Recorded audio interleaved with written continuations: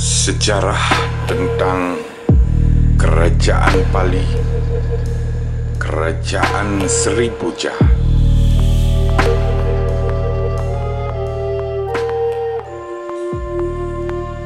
Menurut kisah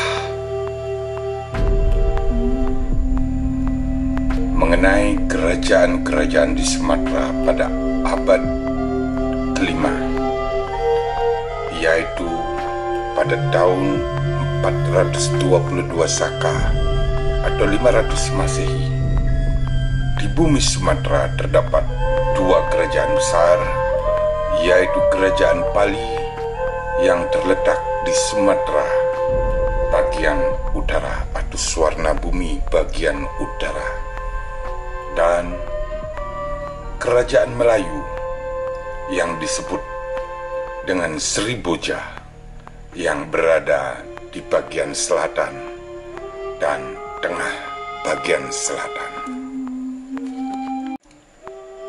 Di Sumatera bagian utara yang termasuk kekuasaan Kerajaan Pali, di situ terdapat beberapa kerajaan-kerajaan kecil yang tunduk dan mengabdi pada kekuasaan Maharaja Pali. Beberapa kerajaan diantaranya adalah Kerajaan Indrapuri, Kerajaan Indrapurwa, Kerajaan Indrapatra, Kerajaan Kendar, kerajaan yang lain, dan juga negeri-negeri atau desa Mandala, Perlak, Paseh, Samudra, Nago, Barus, Pagai, Lamuri, Haru, Tamiang, dan masih banyak yang lainnya. Keseluruhan jumlah negeri-negeri tersebut adalah kira-kira 140 negeri di bawah Kerajaan Pali di bumi Sumatera bagian utara. Di wilayah Kerajaan Pali sebagian besar rakyatnya memeluk agama Buddha. Tetapi di beberapa wilayah seperti Pagai, Lumuri, Haru, Tamiang, mereka masih memuja nenek moyang atau Pitra Puja, memuja gunung, Parwata Puja, memuja api, Agni Puja, memuja sungai, Luah Puja, memuja matahari, Surya Puja, memuja bulan, Chandra Puja, memuja Watu Puja, memuja pepohonan, Sadarwa Putra, memuja langit, Akasapura, dan masih banyak yang lainnya. Tercatat pada tahun 440 Saka atau 518 Masehi, Kerajaan Pali mengikat persahabatan dengan Kerajaan Cina.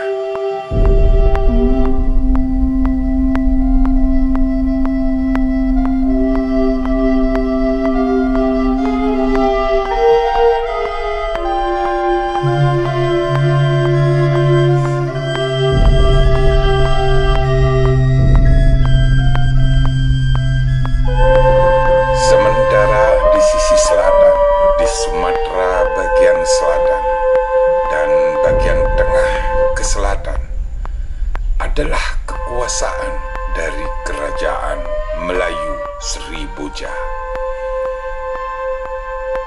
Negeri Melayu yang terletak di Palembang.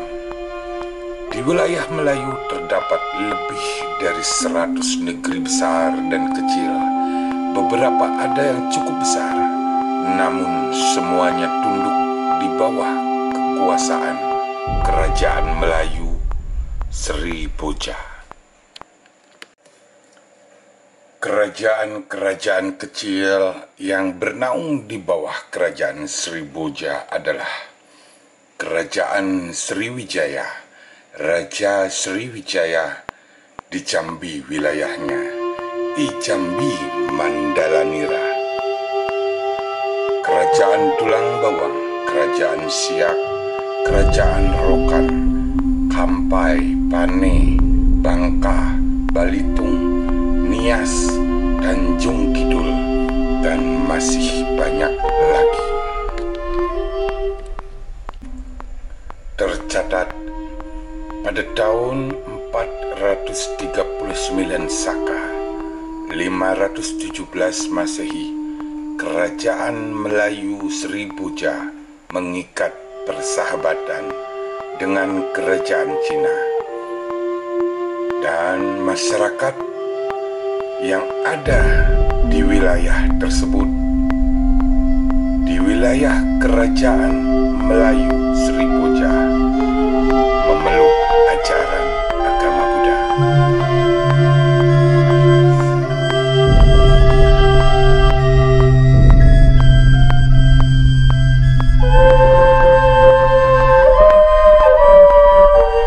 Pada masa itu kerajaan-kerajaan di bumi Nusantara saling bersahabat, silih amitra.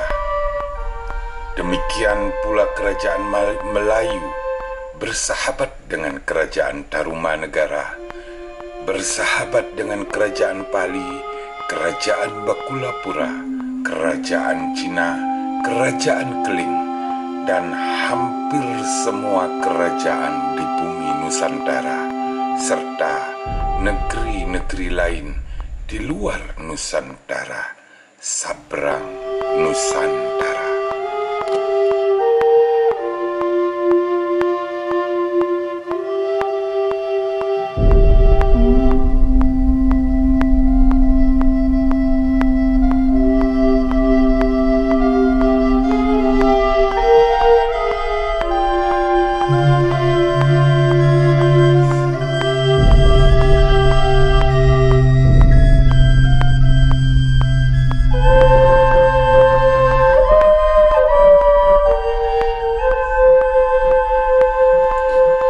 Pada tahun 592 Saka, 670 Masehi, Kerajaan Sriwijaya yang bernaung di bawah Kerajaan Sriboja berkembang menjadi sebuah kerajaan yang besar dengan bala tentara yang besar, yang berani dan kuat.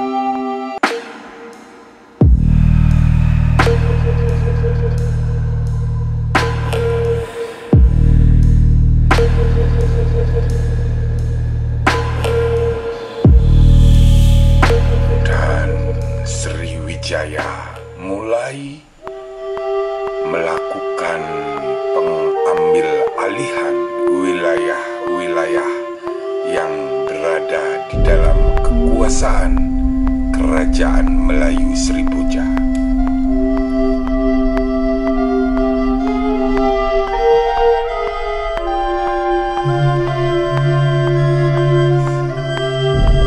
Sriwijaya yang selalu menang di dalam peperangan dalam mengambil alih wilayah Kerajaan Sriboja pada tahun 598 Saka atau 676 Masehi mulai menyerbu Kerajaan Pali di utara. Angkatan bersenjata Sriwijaya menyerang Kerajaan Pali dan terjadilah pertempuran hebat antara dua angkatan bersenjata Kerajaan Pali dengan angkatan bersenjata Kerajaan Sriwijaya.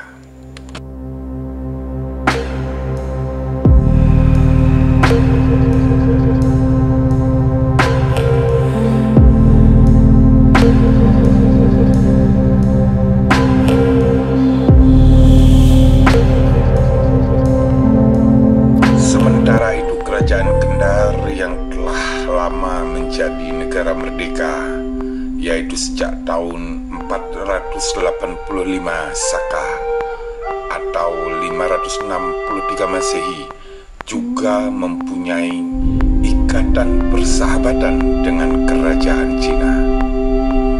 Saat Kerajaan Pali diserang, Kerajaan Kendar juga ikut membantu Kerajaan Pali.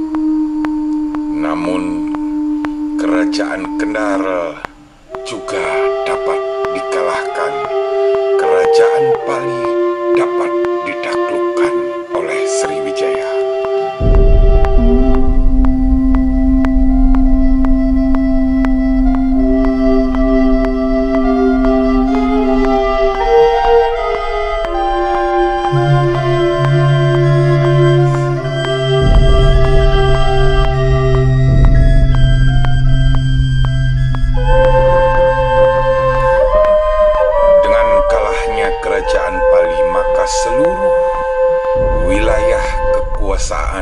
seluruh kerajaan-kerajaan kecil, kerajaan bawahan kerajaan Bali diambil alih dan ditaklukkan oleh kerajaan Sriwijaya. Pada akhirnya kalahlah semua kerajaan-kerajaan yang ada di Sumatera bagian utara dengan kerajaan Sriwijaya. Kerajaan Sriwijaya berjaya dan mengalahkan semua kerajaan-kerajaan yang ada.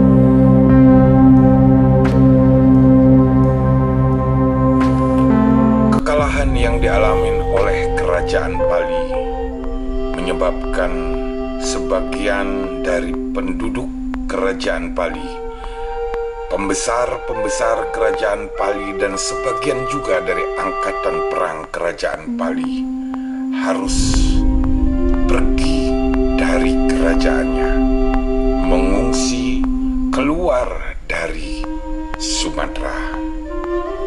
Begitu juga masyarakat dan para pembesar, ahli nujum atau pranaraja, para pendeta Sang Dwija, para pemuka Sang Pinakadi mengungsi menuju ke arah selatan dengan menggunakan perahu besar dan perahu kecil. Pengungsian juga diikuti oleh para pembesar-pembesar kerajaan dan beberapa anggota kerajaan. Mereka bergerak menuju selatan menggunakan berbagai perahu besar maupun kecil sampai beratus buah banyaknya.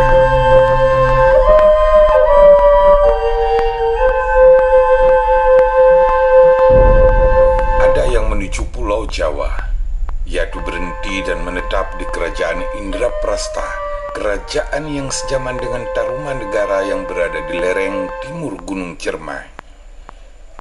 Ada yang berhenti kemudian dan berdiam di wilayah Bakulapura.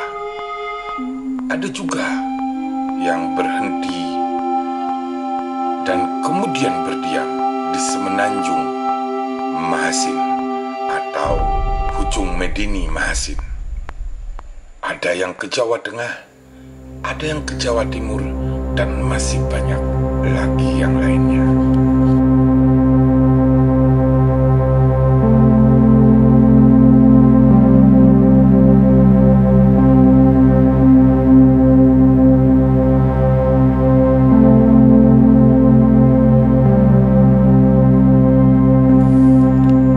Satu kesatuan angkatan bersenjata kerajaan Bali yang mengiringi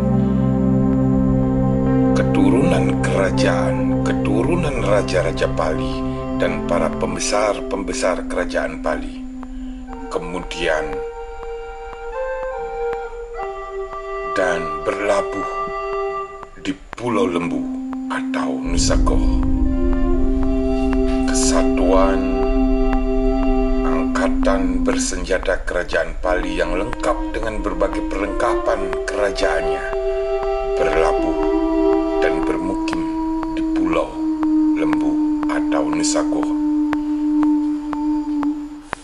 Selanjutnya mereka mendirikan sebuah kerajaan yang disebut dengan Kerajaan Bali.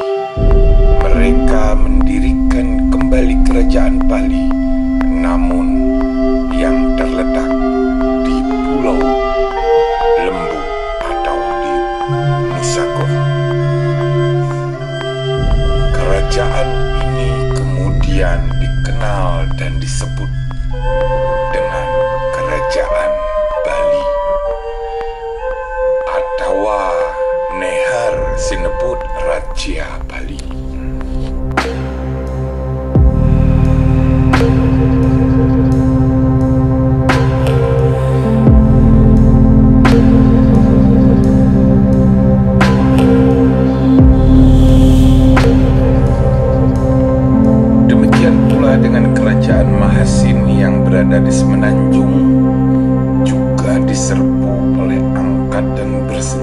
Sriwijaya, kembali terjadi pertempuran yang luar biasa. Kerajaan Mahasin berusaha melawan kekuatan Sriwijaya dan berjuang habis-habisan, beradu nyawa, walaupun pada akhirnya angkatan bersenjata kerajaan Mahasin harus mengakui kehebatan Sriwijaya dan harus pergi meninggalkan kerajaan Mahasin, mengungsi menuju tempat yang jauh. Kerajaan Mahasin di kemudian hari letaknya disebut dan dikenal dengan nama Dumasik yang terletak di Semenanjung atau Dumasik di Nusa Hujung Medini.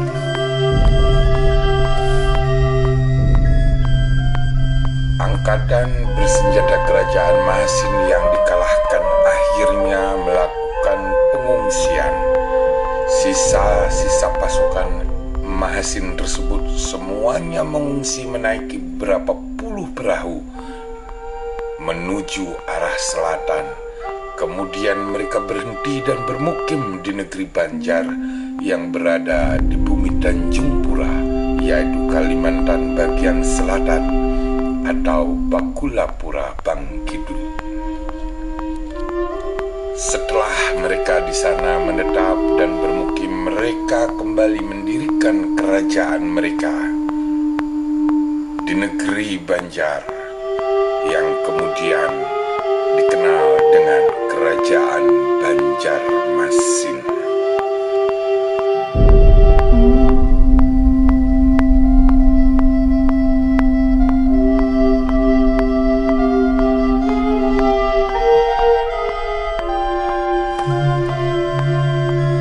Pada tahun 604 Saka atau 682 Masehi, pasukan bersenjata Sriwijaya di bawah pimpinan Sang Maharaja, yaitu Dapuntahyang Sri Jayanasa, setelah berhasil menguasai seluruh sisi utara Pulau Sumatera, kembali ke selatan dari Semenanjung, yaitu menuju Minangkabau. Setelah berhasil mengalahkan dan menaklukkan Minangkabau pada tahun 605 atau 683 Masehi, angkatan bersenjata Sriwijaya di bawah pimpinan Sang Maharaja menyerbu separuh sisa kerajaan Melayu yang belum dikalahkan. Angkatan bersenjata Sriwijaya yang berjumlah 20.000 orang mengalahkan kerajaan Melayu Sriboja secara keseluruhan. Sida Parimpurna ngalahaken Raja Melayu. Sisa-sisa kerajaan, sisa-sisa angkatan bersenjata Melayu ada yang mengungsi melarikan diri menuju Sunda di bumi Jawa Barat.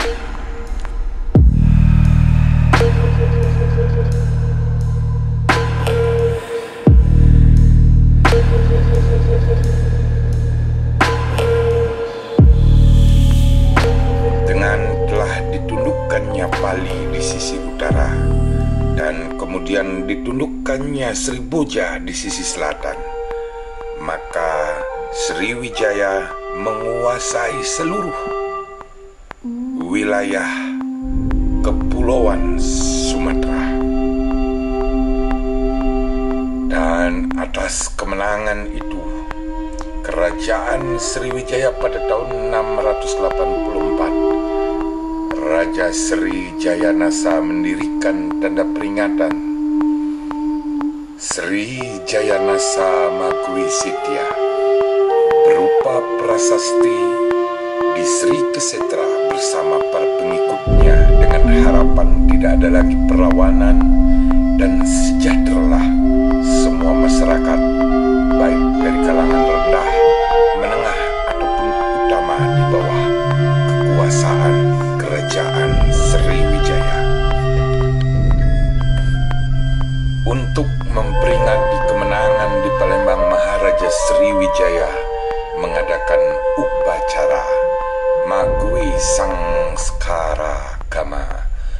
dan memberikan anugerah kepada kepala agama Buddha Dharmadiaksa Ringkasogatan, yaitu Guru Besar Sakyakirti dan Acarya Sakyakirti. Tujuan sang raja adalah agar anugerah harta itu digunakan untuk membuat wihara dan keperluan lainnya.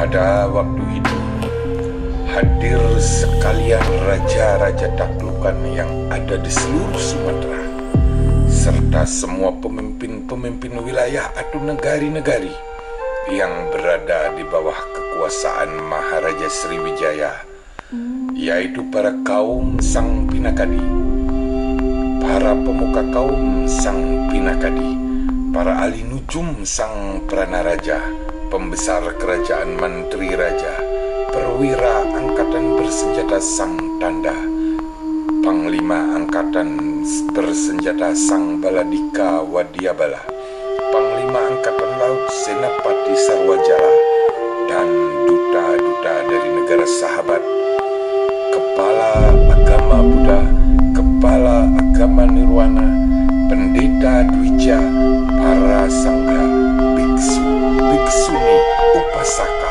upasika. Begitu juga beberapa ribu angkatan bersenjata Sriwijaya dan seluruh masyarakat sekitarnya. Kerajaan Sriwijaya menguasai seluruh pulau Sumatera secara menyeluruh pada tahun 613 Saka atau 691 Masehi.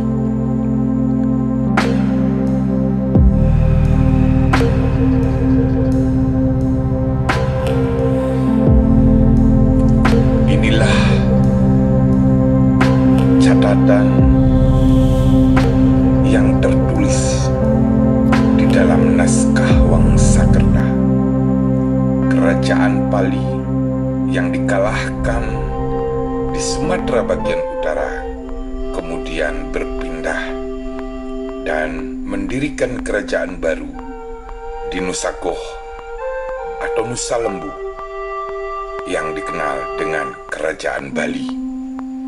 Sementara Kerajaan Mahasin yang ada di Tumasik atau Singapura sekarang yang dikalahkan kemudian lari menuju Bakulapura bagian Tenggara dan mendirikan kerajaan baru di sana dengan sebutan Kerajaan Banjarmasin. Sementara Kerajaan Sriboja akhirnya hilang dan tidak disebutkan lagi. Kerajaan Sriwijaya berhasil berjaya mengalahkan dan menaklukkan raja-raja yang lain dan menjadi kerajaan besar yang menguasai seluruh Sumatera.